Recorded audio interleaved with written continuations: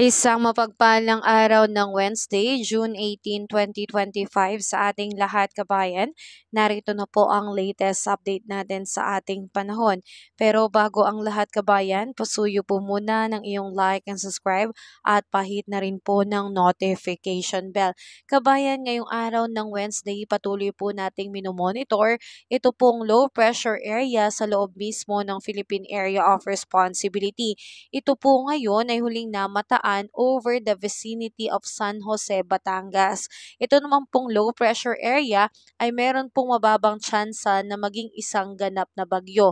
Pero hindi po natin i-rule out kabayan ang posibilidad na ito po ay maging ganap na bagyo, pero sa ngayon ay 24 hours po nating i-observe at sa loob nito ay mababa naman po ang tsansa na maging isang ganap na bagyo. Pero ganun pa man kabayan, patuloy po itong LPA na ito na magdadala po ng maulap na kalangitan at kalat-kalat na pag-ulan na posibleng may kasamang kulog at kidlat dito sa may Metro Manila, Calabarzon, Bicol Region, Oriental Mindoro, Marinduque, Romblon, Zambales, Bataan, Pampanga at Bulacan. Yung mga areas na yan kabayan, ngayong araw na ito posibleng makaranas ng pag-ulan kaya tayo po ay mag-monitor lalo na po sa mga kapatid nating nakatira sa mga low-lying areas, posible po kasing magdulot ito ng pagbaha. At samantalang ito namang Isabela, Quirino at Aurora ay naapektuhan ngayon ng easterlies. Asahan po ang maliwalas na panahon. Sa hapon ay posibleng maging maulap ang kalangitan na may kalat-kalat na pag-ulan, kulog at kidlat din po. And the rest of Luzon, kabayan, ang nakakaapekto naman dito at magdadala ng pag-ulan lalo na sa hapon at sa gabi ay ang localized thunderstorm.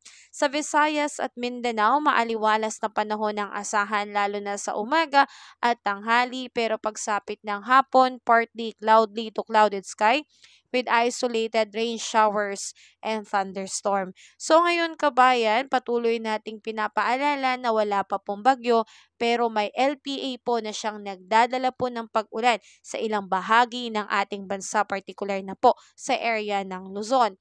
At asahan natin pagdating sa ating air temperature ngayon, sa Lawag ay aabot po ng 32 degrees Celsius, Tuguegarao 33 degrees Celsius, Baguio 22 degrees Celsius, Metro Manila 32 degrees Celsius, Tagaytay 29 degrees Celsius at sa Legazpi ay 32 degrees Celsius. Sa Puerto Princesa abot ng 32 degrees Celsius, Iloilo, Tacloban at Cagayan de Oro ay 33 degrees Celsius, Cebu 32 degrees Celsius, Zamboanga 34 degrees Celsius at sa may Davao po ay 33 degrees Celsius. So yan po yung na-expect nating air temperature. Wala naman din po tayong nakataas sa anumang gale warning signals sa anumang baybayin ng ating karagatan. So muli kabayan, tayo po ay patuloy na maging updated sa ating panahon at atin pong iulat ang mga update na pagbabago po dito sa LPA. So muli kabayan, ito na muna ang aking update sa iyo. Pasuyo pa rin ang iyong like and subscribe at pahit na rin po ng notification bell. Ingat kabayan, have a safe day sa lahat.